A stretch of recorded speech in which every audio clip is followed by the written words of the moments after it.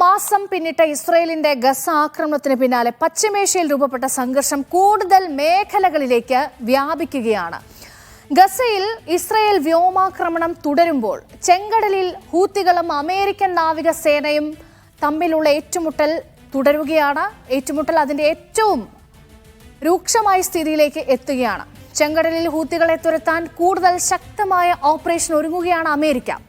അതുമാത്രമല്ല, ഇന്നത്തെ ഏറ്റവും പ്രധാനപ്പെട്ട വാർത്ത ഹൂതികളെ ഭീകരപ്പട്ടികയിൽ പെടുത്തിയെന്നുള്ളതാണ്. അമേരിക്ക നേരത്തെ പലതവണ മുന്നറിയിപ്പ് നൽകിയിരുന്നു. ഇപ്പോൾ അമേരിക്കയുടെ ഭാഗത്തു നിന്ന് ഏറ്റവും പുതിയ നീക്കമുണ്ടായിരിക്കുന്നു. ഹൂത്തികളെ ഭീകരപ്പട്ടികയിൽ അമേരിക്ക ഉൾപ്പെടുത്തിയിട്ടുണ്ട് എന്നുള്ളതാണ്.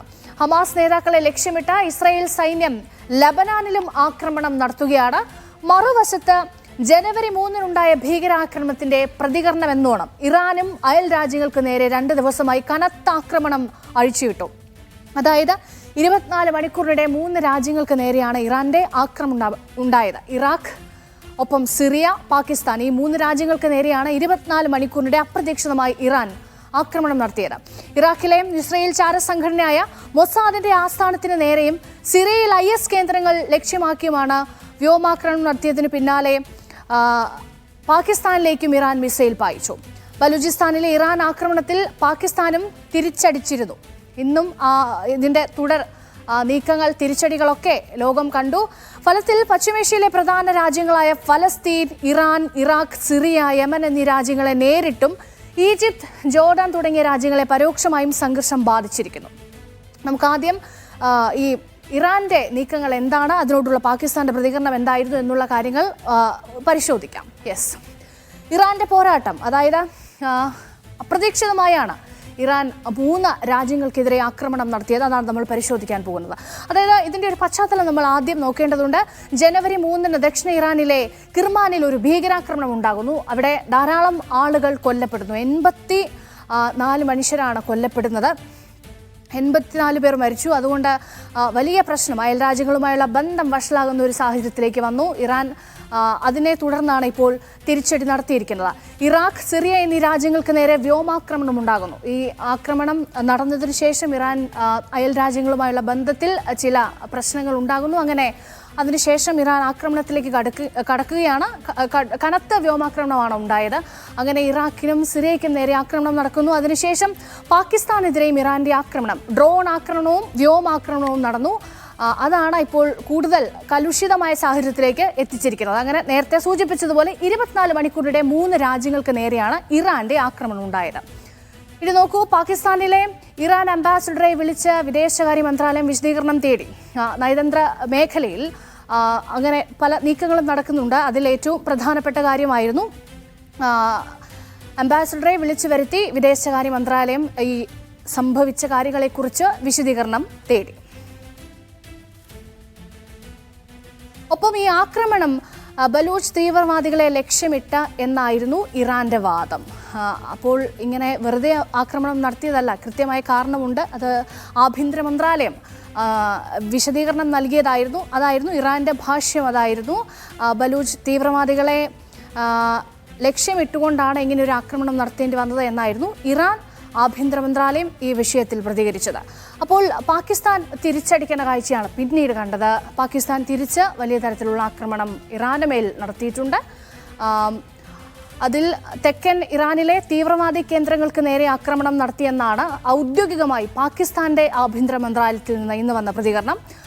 അത് കാര്യം അവർ ആക്രമണം നടത്തിയെന്നുള്ള കാര്യം അവർ സമ്മതിക്കുകയും ചെയ്തു.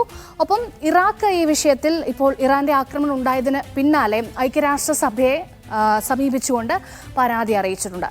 ഇത്രയും നീക്കങ്ങളാണ് പശ്ചിമേഷ്യയിൽ ഈ കഴിഞ്ഞ മണിക്കൂറിനുള്ളിൽ നടന്നത്. അപ്പോൾ പശ്ചിമേഷ്യയിലെ രാഷ്ട്രീയ സാഹചര്യം കൂടുതൽ പ്രക്ഷുബ്ധമാകുന്നു, കലുഷിതമാകുന്നു.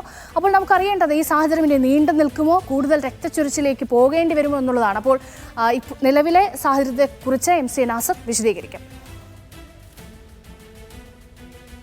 ഗസ യുദ്ധത്തിന് വ്യാപ്തി ഉണ്ടാകരുതെന്ന് നേരത്തെ മുതൽ തന്നെ അമേരിക്കയും മറ്റും ആഗ്രഹിച്ചിരുന്നു. പക്ഷേ അതിന് വിരുദ്ധമായി അമേരിക്കയുടെ ഇടപെടൽ ഒരു ഭാഗത്ത് നടക്കുന്നു. അതോടൊപ്പം തന്നെ മേഖലയിലെ മറ്റൊരു രാജ്യമായിട്ടുള്ള ഇറാന്റെ ഭാഗത്തു നിന്നുള്ള പുതിയ ഇടപെടലുകൾ, പ്രത്യേകിച്ച് ഇറാഖിനും അതോടൊപ്പം തന്നെ പാകിസ്ഥാനും നേരെയുള്ള ഇറാന്റെ ഏകപക്ഷീയമായിട്ടുള്ള ഈ ആക്രമണം വലിയൊരു പ്രതിസന്ധി തന്നെ ഈ മേഖലയിൽ സൃഷ്ടിച്ചിട്ടുണ്ട്.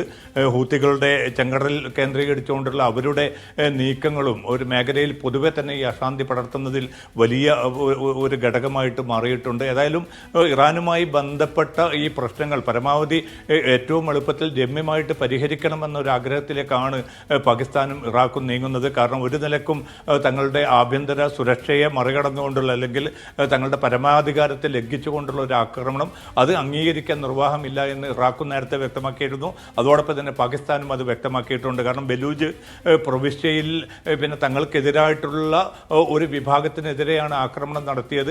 അത് ഇറാന്റെ സുരക്ഷയാണ് ഏറ്റവും പ്രധാനം. ആ സുരക്ഷയ്ക്ക് ഭീഷണിയാവുന്ന ഘടകങ്ങളെ തങ്ങൾ അമർച്ച ചെയ്യും. അതുകൊണ്ടാണ് പിന്നെ പാകിസ്ഥാന്റെ ആഭ്യന്തര സുരക്ഷയെ മറികടന്നുകൊണ്ട് അല്ലെങ്കിൽ അതിൻ്റെ പരമാധികാരത്തെ ലംഘിച്ചുകൊണ്ട് ഒരു ആക്രമണം വേണ്ടി വന്നത് എന്നാണ് ഇറാൻ വിശദീകരിക്കുന്നത്. പക്ഷേ ആ വിശദീകരണം ഒട്ടും തൃപ്തികരമല്ല എന്ന് ചൂണ്ടിക്കാട്ടിക്കൊണ്ടാണ് ഇറാന്റെ ഉള്ളിലേക്ക് കയറി പിന്നെ ഫൈറ്റർ ജെറ്റ് വിമാനങ്ങളും അതോടൊപ്പം തന്നെ ഡ്രോണുകളും ഉപയോഗിച്ചുകൊണ്ട് പാകിസ്ഥാൻ ആക്രമണം നടത്തിയത്. അത് സ്വാഭാവികമായിട്ടും വലിയ തോതിലുള്ള വ്യാപ്തിയിലേക്ക് ഈ സംഘർഷത്തെ കൊണ്ടുപോകുമെന്ന ഒരു ആശങ്കയുണ്ടായിരുന്നു. പക്ഷേ ഇന്ന് നടന്ന തിരക്കിട്ട ചില നീക്കങ്ങൾ പരമാവധി ഈ സംഘർഷം ലഘൂകരിക്കാനും പ്രശ്നങ്ങൾ രമ്യമായിട്ട് തീർക്കണമെന്നൊരു ആലോചനയിലേക്കും ഒരു നീക്കത്തിലേക്കും ഈ രാജ്യങ്ങളെ പ്രേരിപ്പിച്ചിട്ടുണ്ട്. പ്രധാനമായിട്ടും പാകിസ്ഥാനെയും ഇറാനെയും. അതിൽ ഏറ്റവും വലിയ പങ്ക് വഹിച്ചിരിക്കുന്നത് ചൈനയും റഷ്യയുമാണ്. കാരണം ചൈന റഷ്യ വിദേശകാര്യമന്ത്രിമാർ ഇന്ന് രണ്ട് രാജ്യങ്ങളിലെ വിദേശകാര്യമന്ത്രിമാരുമായിട്ട് ചർച്ച നടത്തിയിരുന്നു. കാരണം ഒരു സംഘർഷം രൂപപ്പെടുന്നത് നിലവിലുള്ള ഒരു സാഹചര്യത്തിൽ കൂടുതൽ പ്രത്യാഘാതങ്ങൾ ഉണ്ടാക്കും. അതുകൊണ്ട് ഏതെങ്കിലും അർത്ഥത്തിൽ എത്രയും പെട്ടെന്ന് ഇതിന് രമ്യമായിട്ടുള്ളൊരു തീർപ്പ് ഉണ്ടാകണമെന്നാണ് വൻശക്തി രാജ്യങ്ങളായിട്ടുള്ള റഷ്യയും അതോടൊപ്പം തന്നെ ചൈനയും ആവശ്യപ്പെട്ടത്.